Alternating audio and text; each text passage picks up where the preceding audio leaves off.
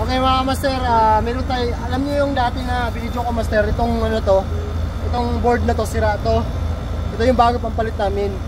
Kaya lang naman palitan namin ito mga master kasi makikita nyo, itong ano na to, yan, ito yung dating nakikita nyo na yung in-upload ko, yung ginamper ko lang. Yan.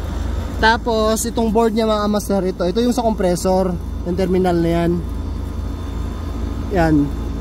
Nasira to mga master, napiktuhan to dahil lang nag-short yung winding niya. Nasira tong relay. Ang ginawa ko mga master, itong isang terminal na to para sa ano to, fan relay, maganda ano pa siya okay pa siya. So temporary kinabit ko muna dun sa fan. Mapaandar lang yung unit ni customer kasi nga mainit ng araw. So ito lang ginawa namin. Yan. Kinondem ko tong isang yung terminal para sa compressor. Ang ginamit ko dito coil sa contactor, yung sa fan na relay. Kaya yun lang mga master, kaya pero kaya kailangan namin palitan pa rin para kondisyon lahat kasi warranty naman. Kasi mga problema kasi ito mga master pagka ginamit niya ng heat mode. Kasi pag heat mode kasi mga master, yung fan nito sa outdoor, hindi continuous yung yung andar niya. Ito lang compressor, kaya kailangan namin palitan tong buong board. So yun lang mga master, papalitan namin to. Okay na yan after namin mapalitan.